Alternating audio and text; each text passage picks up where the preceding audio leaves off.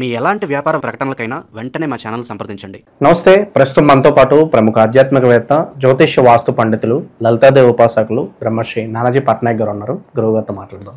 నమస్కారం గురుగారు. శ్రీమాత్రే నమః. సో నక్షత్రాల సిరీస్లో భాగంగా ఈరోజు మనం అశ్విని నక్షత్రం గురించి మాట్లాడుకుందాం. ఓవరాల్గా వీళ్ళ సహజ సిద్ధ లక్షణాలు ఏ విధంగా ఉంటాయి, పుట్టిన దగ్గర నుంచి మరణించే వరకు వీళ్ళ జీవితం ఎలా ఉండబోతుంది, ఓవరాల్గా ఎలాంటి జాగ్రత్తలు తీసుకోవాలి, ఈ నక్షత్రం గురించి పూర్తి వివరాలు తెలియజేయండి. తప్పకుండా.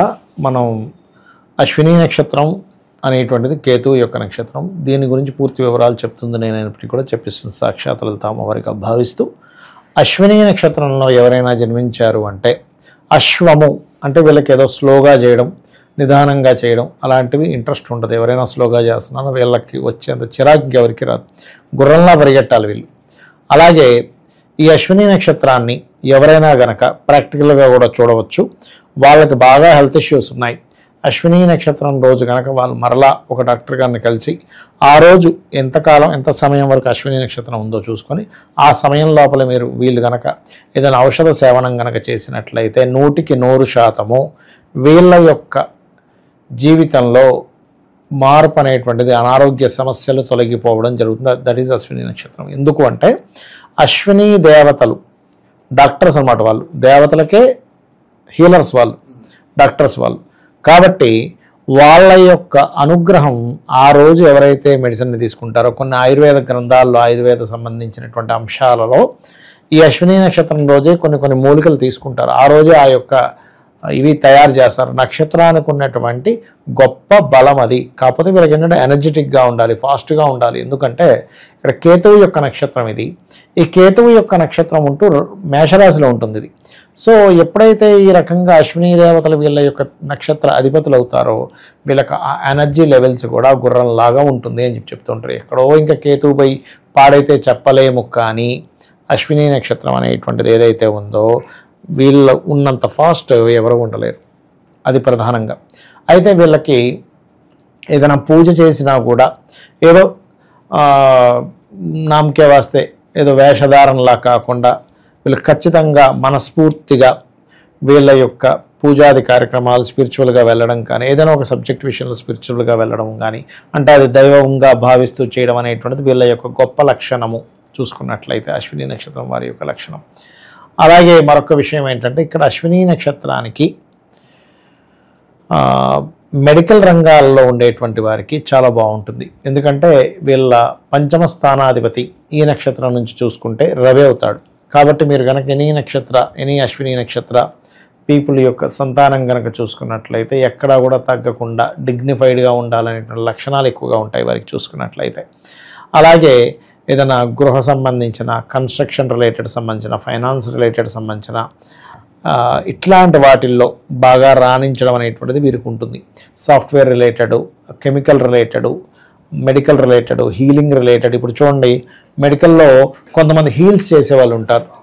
ఆ హీలింగ్ రిలేటెడ్ అట్లాంటి. ఇంకోటి ఏంటంటే అశ్విని నక్షత్రం వారు కనుక మెడికల్ రంగాల్లో కనుక రాణించినట్లయితే, లేదా ఏదైనా ఆధ్యాత్మిక రంగాల్లో రాణించినట్లయితే వాళ్ళు వచ్చి కొంచెంసేపు వాళ్ళతో స్పెండ్ చేస్తే తెలియకుండానే ఒక హీల్ జరుగుతుంటుంది వీళ్ళలో. ఆ హీల్ని వీళ్ళు ఇచ్చేటువంటి ఎనర్జీ కలిగి ఉంటారు. ఎందుకంటే ప్రతి నక్షత్రానికి కూడా ఆ నక్షత్ర లక్షణాలు ఎలా ఉంటాయో, ఆ నక్షత్రం యొక్క అధిదేవతలు, అధిష్టాన దేవతలు, ఆ నక్షత్రం ఎటువంటి పవర్ పొంది ఉందో ఆ యొక్క పవర్ వాళ్ళలో కూడా ఉండి తీరుతుంది. అది ఎంతమందికి అంటే 99% ఆఫ్ పీపుల్కి ఉంటుంది. కానీ ఎప్పుడైతే వీళ్ళకి ఆ నక్షత్రాధిపతి కేతువు పాడవుతాడో అప్పుడు మాత్రం ఆ పవర్ అనేటువంటిది, ఆ ఎనర్జీ అనేటువంటిది తగ్గుతుంది. కానీ ఎక్కడికి తగ్గుతుంది, చాలా తక్కువగా ఉంటుంది అది. అదేవిధంగా వీళ్ళకి ఫినాన్షియల్గా బాగా గ్రోత్ రావాలన్నా వీళ్ళు మెడిటేషన్ చేసుకోవాల్సింది గణపతిని ఎక్కువగా మెడిటేషన్ చేస్తుండాలి. గణపతిని, లక్ష్మీ నరసింహస్వామిని వీళ్ళని ధ్యానం చేసుకున్నట్లయితే వీళ్ళు ఏదైతే ఒక్కొక్కసారి ఎలా ఉంటుందంటే వీళ్ళకి అశ్విని వాళ్ళకి కొంచెం స్ట్రెస్ ఎక్కువ అయిపోతుంటారు ఒక్కోసారి. అంటే ఒక్కోసారి చూడండి మనకి ఏమైపోతుందంటే చిరాకు వచ్చేస్తుంటుంది. ఎందుకంటే వీళ్ళకి ఫాస్ట్ కావాలి. స్లోగా నిదానంగా బండి నడిపినా ఇష్టం ఉండదు. నిదానంగా ఎవరో పని చెప్పాం, నిదానంగా చేస్తున్నాడు అనుకోండి, నువ్వు పగజరు నేను చేస్తాను అంటాడు. అంటే ఏమిటి, స్విఫ్ట్ లోపల ఉండేటువంటి ఎనర్జీ పవర్ లాంటిది. ఆ యొక్క పవర్ వాళ్ళలో ఉన్నప్పుడు అది నిదానంగా నడుస్తుంటే అది మనం జీర్ణించుకోలేం. అలా ఉంటుంది వాళ్ళ యొక్క తత్వం అనేటువంటిది. కాకపోతే వీళ్ళకి ఫైనాన్స్ ఇచ్చేటువంటి కారకుడు ఎవరంటే శుక్రుడు అవుతాడు. ఎందుకంటే అశ్విని తర్వాత వచ్చేటువంటి నక్షత్రం భరణి నక్షత్రము. సహజంగా అశ్విని రాశి నుంచి అశ్విని నక్షత్రం ఏ రాశిలో ఉంటుంది? మేషరాశిలో ఉంటుంది. ఈ మేషరాశికి తర్వాత రాశి అనేటువంటి శుక్రుడు అవుతాడు. కాబట్టి వీళ్ళు ఎంత అమ్మవారిని ఆరాధన చేస్తూ ఉంటే అంత వీరికి మంచి ఫలితాలు ఉంటాయి. అలాగే పితృదేవత ఆరాధన వీళ్ళకి చక్కటి యోగాన్ని తెచ్చిపెడుతుంది. అది ఎటువంటి యోగాల్ని తెచ్చిపెడుతుంది అంటే ఆరోగ్యపరమైనటువంటి ఇబ్బందులు ఉంటే తగ్గుతాయి. అలాగే వీళ్ళకి ఫైనాన్షియల్గా బాగా ఇబ్బంది ఉందనుకోండి, ఆ పితృదేవతలను ఒక్కసారి, ఉదాహరణకి తాతగారు తండ్రి గారు గతించారు, ఇప్పుడు వీళ్ళకి బాగా ఇబ్బంది ఉంది, ఒక్కసారి వాళ్ళని స్మరించుకొని చూడమనండి, 100% వీళ్ళకి చాలా బాగుంటుంది. అలాగే వీళ్ళ లైఫ్ పార్ట్నర్ శుక్రుడు కనుక బాగున్నాడంటే వీళ్ళు చేసేటువంటి ప్రతి దాంట్లోనే కూడా లైఫ్ పార్ట్నర్ యొక్క ఇన్వాల్వ్మెంట్ చాలా బాగుంటుంది. వీళ్ళు ఎలా ఉన్నా వీళ్ళ లైఫ్ పార్ట్నర్ కూడా కొంచెం వీళ్ళకి అట్రాక్ట్ అవ్వడము, కొంచెం వివాహం చేసుకోవాలనేటువంటి దీంట్లో వీళ్ళ యొక్క లైఫ్ వెళ్ళడము, వీళ్ళ లైఫ్ పార్ట్నర్ వచ్చినప్పటి నుంచి కూడా కొంతవరకు ఫైనాన్షియల్గా బాగా గ్రోత్ రావడము, ఇటువంటివన్నీ కూడా ఉంటాయి. 99% ఆఫ్ పీపుల్కి ఉంటుంది. ఎవరికో శుక్రుడు పాడైతే మనం చెప్పలేం కానీ, ఎందుకంటే personal chart is most important కాబట్టి.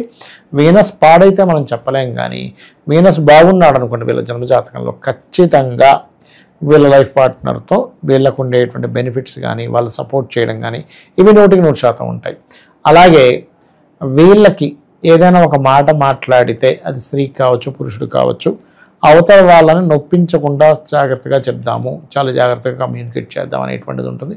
వీళ్ళు ఎప్పుడైనా సరే వీళ్ళ లైఫ్లో ఇరుక్కున్నారు అశ్విని నక్షత్రం వారు అంటే కనుక వీళ్ళు ఇతరులకు అప్పులు ఇవ్వడం వల్ల, లేనట్లయితే కొన్నిసార్లు వీళ్ళు చెప్పినటువంటి నిజం అవతల వాళ్ళకి అర్థం కాకపోవడమో లేకపోతే వాళ్ళకి రుచించకపోవడం వల్ల శత్రుత్వాలుగా ఏర్పడడం జరుగుతూ ఉంటుంది.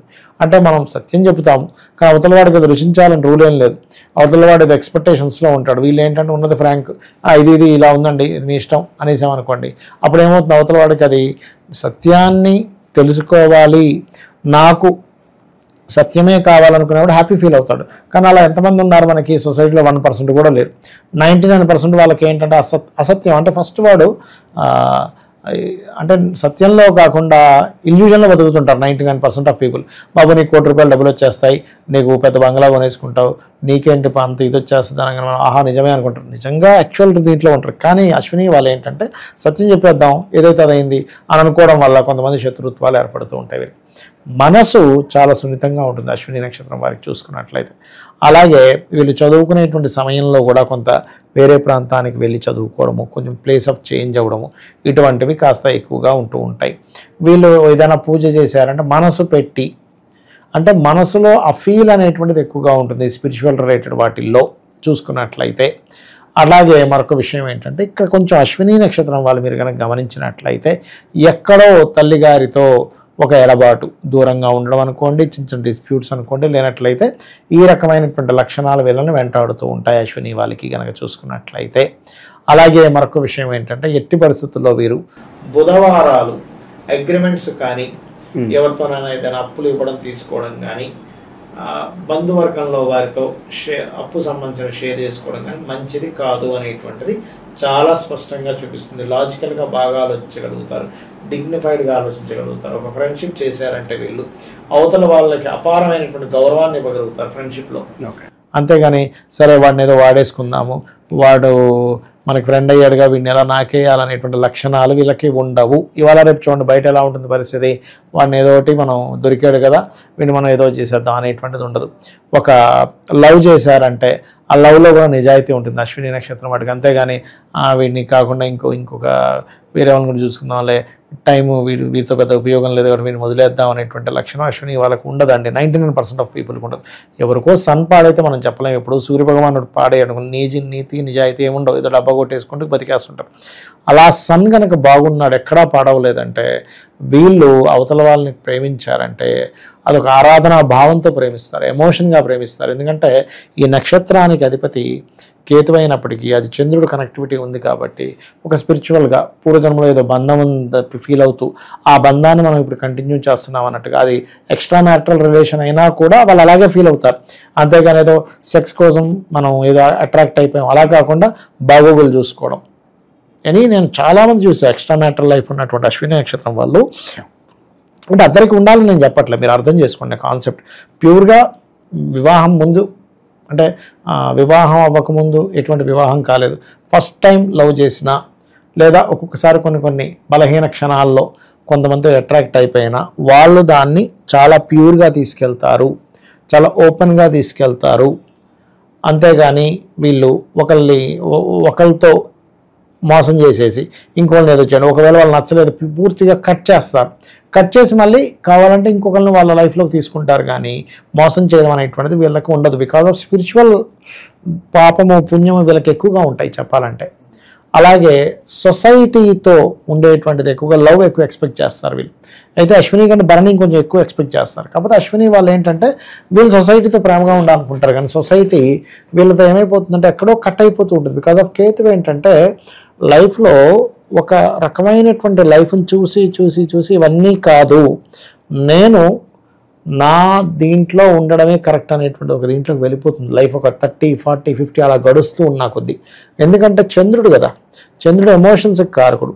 కేతువుకు సంబంధం ఏర్పడింది అంటే వీళ్ళ లైఫ్ ఏంటి, పూర్వజన్మ వాసన ఎక్కడో వీళ్ళు, ఎందుకంటే మీనరాశి అవుద్ది పూర్వజన్మ తీసుకుంటే, అంటే ఆల్రెడీ బాగా స్పిరిచువల్గా ఉన్నటువంటి వీరు మనుష్య జన్మను ఎత్తారు. ఇక్కడ ఎత్తినప్పుడు ఆ మిగిలినటువంటిది ఏదైతే స్పిరిచువల్ రిలేటెడ్ సంబంధించినటువంటిది ఏదైతే పూర్వజన్మలో చేసిన సాధనా మార్గాలు ఏవైతే ఉన్నాయో అవి కంప్లీట్ చేసుకోవాలంటే వీళ్ళు స్పిరిచువల్ మార్గంలోకి వెళ్లకుండా ఈ లౌకిక సంబంధించినటువంటి విషయాల్లో కనుక తిరుగుతూ ఉన్నట్లయితే అది కంప్లీట్ అవ్వదు. కాబట్టి వీళ్ళ లైఫ్లో ఎదురయ్యేటువంటి అలాంటివన్నీ ఎదురయ్యి ఒక వెక్స్ అయిపోయి ఒక స్టేజ్కి వచ్చేసి లేదు ఇవన్నీ కాదు, మనం మళ్ళీ బ్యాక్ టు పెవిలియన్ లాగా వాళ్ళు వెనక్కి వెళ్ళిపోయి మళ్ళీ ఆ స్పిరిచువల్ లైన్లో సాధన చేసుకుంటూ ఉంటారు. ఎందుకంటే వీళ్ళకి పూర్వజన్మ కర్మ సంబంధించిన సాధన మిగిలిపోయి ఉంది కాబట్టి వీళ్ళకి చేస్తూ ఉంటారు. ఆ రకంగా ఉంటుంది. కొంతమంది అయితే మీరు గమనిస్తే కనుక ఈ అశ్విని నక్షత్రం వారికి ఒక దేవతను చూసినప్పుడు కళ్ళలో నీళ్ళు వస్తాయి, మనస్ఫూర్తిగా ఫీల్ అవుతారు. మదరే గాడ్ ఈజ్ మై మదర్ అంటగా ఫీల్ అవుతారు. అంటే ఒక పురుష దేవతను చూస్తే తండ్రిగాను, స్త్రీ దేవతను చూస్తే తల్లిగాను ఫీల్ అయ్యేటువంటి పూర్తి లక్షణాలు వీళ్ళలో ఉంటాయి. వీళ్ళకి గురువులు వాళ్ళంతటా వాళ్ళే వచ్చి విద్య నేర్పడం, వీళ్ళ గురువుల పట్ల వీళ్ళకి అపారమైనటువంటి ఇది ఉండడం, అలాగే జాబులు కాదు బిజినెస్లు కూడా చేయాలనే ఆకాంక్ష ఎక్కువగా ఉండడం జరుగుతూ ఉంటుంది. అయితే వీళ్ళకి సాటర్న్ కనుక బాగుంటేనే బిజినెస్ లైన్లోకి దిగాలి, లేనట్లయితే బిజినెస్ వద్దు అని ఒకవేళ బిజినెస్లు చేసిన సర్వీస్ ఓరియంటెడ్ రిలేటెడ్ బిజినెస్లు చేయడం చాలా మంచిది. ఓకే, అది. సో ఓవరాల్గా అశ్విని నక్షత్రం గురించి వాళ్ళ జీవితం ఎలా ఉంటుంది, ఎలాంటి జాగ్రత్తలు తీసుకోవాలి, కళ్ళ కట్టినట్టు వివరించారు. ధన్యవాదాలు.